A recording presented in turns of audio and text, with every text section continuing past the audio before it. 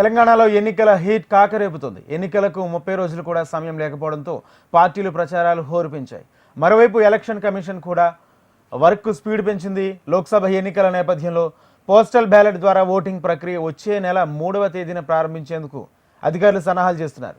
ఎన్నికల విధుల్లో భాగస్వాములయ్యే ఉద్యోగులు, కేంద్ర సర్వీసులో పనిచేసే సిబ్బంది, దివ్యాంగులు, 85 సంవత్సరాలు దాటిన వయోవృద్ధులకు పోస్టల్ బ్యాలెట్ ద్వారా ఓటు హక్కు కల్పించేందుకు అన్ని ఏర్పాట్లు చేస్తుంది. ఈ అవకాశం ఎంచుకున్న దివ్యాంగులు, వయోవృద్ధులు మాత్రమే పోస్టల్ బ్యాలెట్ ద్వారా ఇంటి నుంచి ఓటు హక్కు వినియోగించుకోవచ్చని సూచిస్తుంది. ఎన్నికల విధుల్లో పాల్గొనే ఉద్యోగులకు 2వ దఫా శిక్షణ సందర్భంగా ఏర్పాటు చేసే ఫెసిలిటీ కేంద్రంలో ఓటు వేసేందుకు అధికారులు ఏర్పాట్లు చేయనున్నారు. మే 3న ఈ ప్రక్రియ ప్రారంభించాలని అధికారులు నిర్ణయించారు. 8వ తేదీలోగా పూర్తి చేయాల్సి ఉంది. సాధారణ పోలింగ్ తేదీ కన్నా 4 రోజుల ముందుగానే ఇది పూర్తి చేయాలని ఎన్నికల సంఘం నిర్ణయించింది. ఈ నెల 30 నుంచి పోస్టల్ బ్యాలెట్ ముద్రణ మొదలుపెట్టి వచ్చే నెల 2వ తేదీలోగా పూర్తి చేయనున్నారు. ఈవీఎం యంత్రాలపైన ఉంచే బ్యాలెట్ పత్రాలను హైదరాబాద్లోనే ముద్రించాలని అధికారులు నిర్ణయించారు.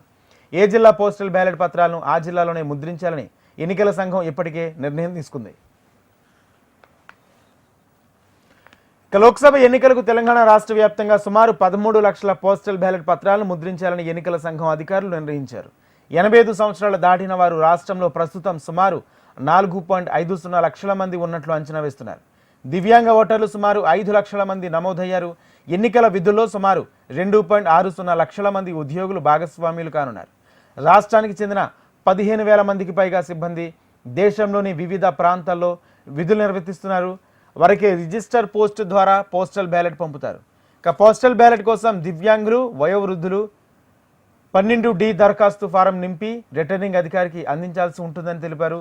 పోస్టల్ బ్యాలెట్ కావాల్సిన వారు స్థానిక ఎన్నికల సంఘం అధికారులను సంప్రదించి 12D దరఖాస్తు నింపి బ్యాలెట్ను పొందవచ్చని ఎన్నికల సంఘం చెబుతుంది.